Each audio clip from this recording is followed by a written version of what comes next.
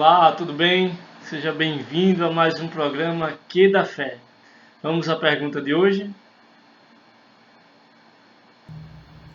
Oi, aqui é Ruda de Brasília e eu gostaria de saber um pouco mais sobre a nossa salvação pela graça mediante a fé. Muito bem, que excelente pergunta, Ruda. A gente, na sua pergunta, é importante observar três palavras-chave: a salvação, a graça e a fé.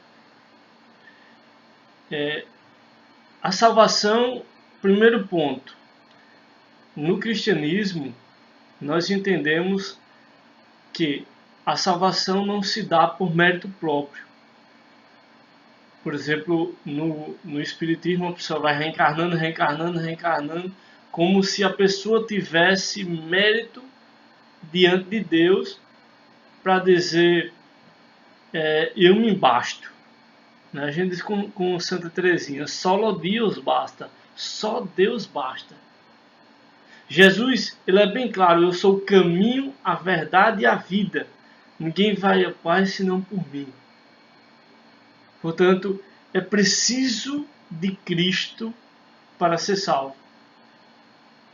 Notem que aí há uma questão substancial nesse entendimento do cristianismo. E por quê? Como que Jesus é o caminho?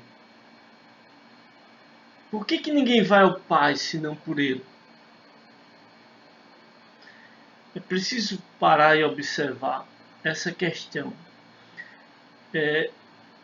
Como Jesus é o único caminho, ninguém vai ao Pai senão por Ele.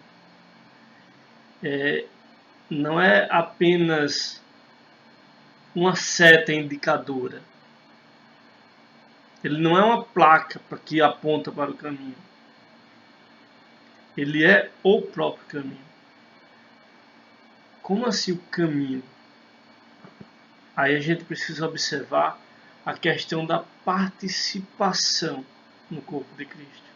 A questão da graça. Aí é onde entra a graça, que nos permite vivenciar, mergulhar no mistério trinitário. Deus é unitrino. Deus é alteridade, está sempre além. Deus é transcendente em relação a nós. É uma imanência distinta. Então, como que alcança aquele que é transcendente? Aí é onde entra a ação de Cristo, a importância da encarnação do Verbo.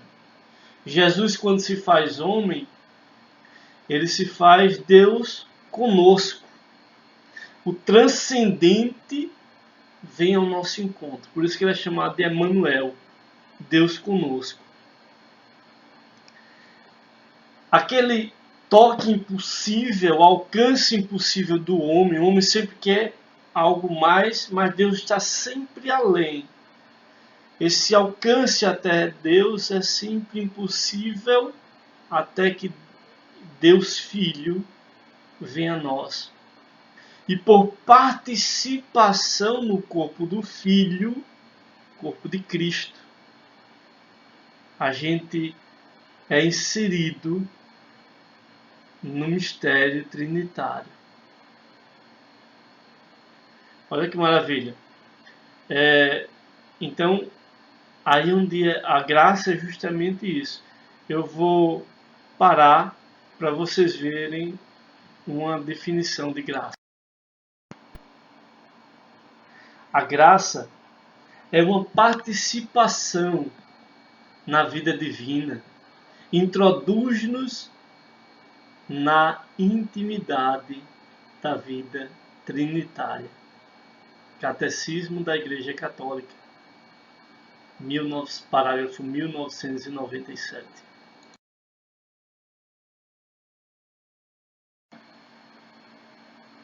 Então vocês viram a participação que se dá por meio da graça. E aí existe a graça habitual, a graça atual, mas de modo particular em relação à pergunta da Ruda, é a questão da graça santificante, que é também chamada de deificante. Porque há uma deificação. Não é que cada pessoa vai se transformar em um Deus e serão vários deuses, que seria um politeísmo.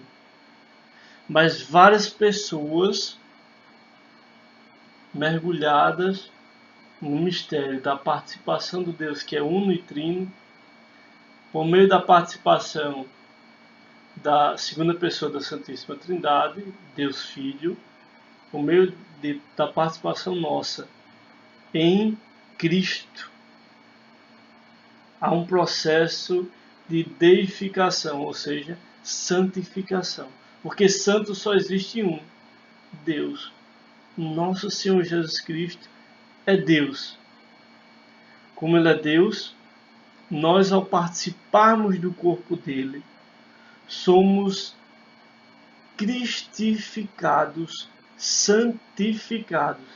E aí, a salvação, ela tem dois momentos que a gente precisa observar. Um é o querigma, é o primeiro anúncio de Deus, o primeiro anúncio da Boa Nova, o primeiro contato com a realidade cristocêntrica.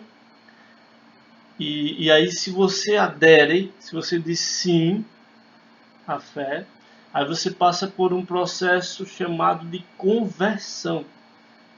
Você não era cristão, passa a ser cristão. Você não era batizado, passa a ser batizado. Você não fazia parte do corpo de Cristo, entra no mistério de ser membro do corpo de Cristo. E aí depois vem um segundo momento, que é o momento da santificação. Nós já dissemos sim a nosso Senhor Jesus Cristo, então já nos convertemos. Mas temos muitas propensões ao pecado, muitas tendências equivocadas. E aí a gente vai lutando contra aquilo que nos afasta de Deus. E a graça vai agindo em nós, fazendo o que chamamos de cristificação. Falar de a salvação mediante a fé, pela graça mediante a fé, a gente falou um momento sobre a salvação pela graça. Agora, como se dá o mediante a fé? Veja bem, algumas pessoas falam, os protestantes basicamente, falam do sola fides, só a fé salva, como se não bastassem as obras. Entretanto, a fé, ela salva. Mas a fé, para que ela existe numa dinâmica tal que a sua existência por si produz obras. Se não há produção de obras, é porque não há propriamente a fé. Não em Cristo, não em Deus. Porque Deus é bom. Note, por exemplo, o amor.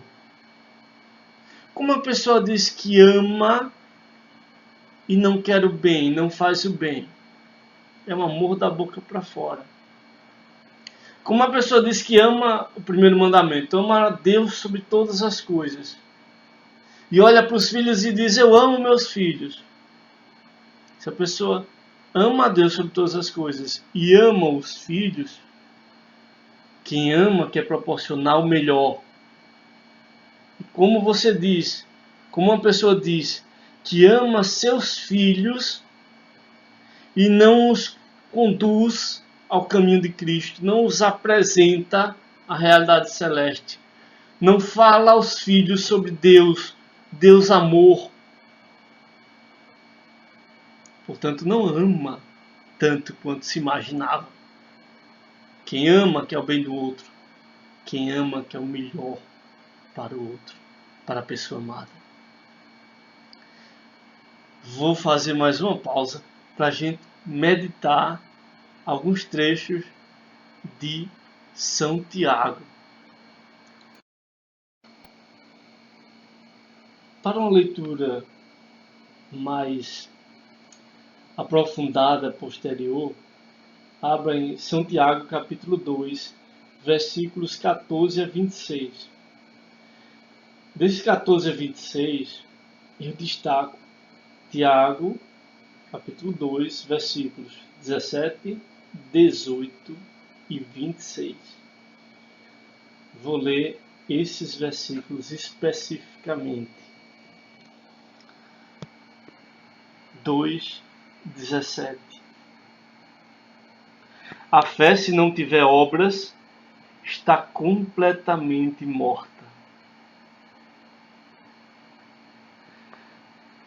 De fato, alguém poderá objetar-lhe: tu tens a fé e eu tenho as obras. Mostra-me a tua fé sem as obras, e eu te mostrarei a fé pelas minhas obras. 2:18. E agora 2:26. Com efeito, como o corpo sem o sopro da vida é morto, assim também é morta a fé sem as obras.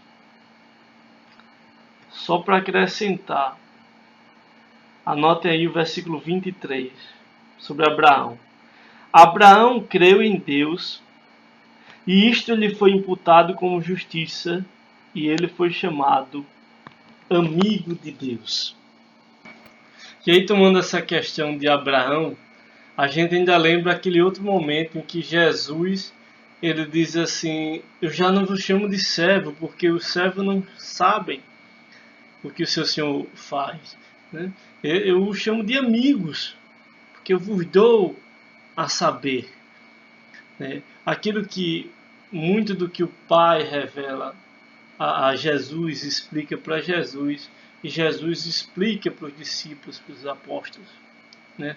Ao ponto de que Jesus é a plenitude da revelação, nada mais do que esperar ser revelado. Ele revela tudo.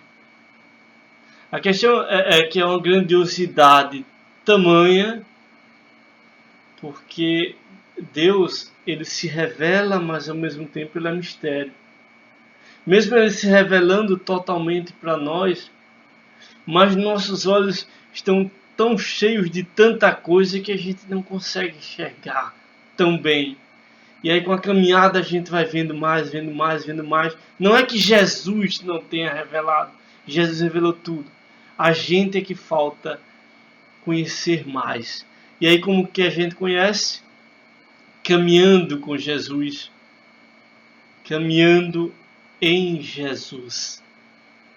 Então, assim como Abraão se fez amigo de Deus, os apóstolos, os 12, eles eram os 12 amigos mais próximos. Também nós fomos batizados, recebemos o Espírito Santo e recebemos as graças de Deus. E aí a graça de Deus vai agindo em nós. Por isso também que é importante a gente buscar andar em estado de graça.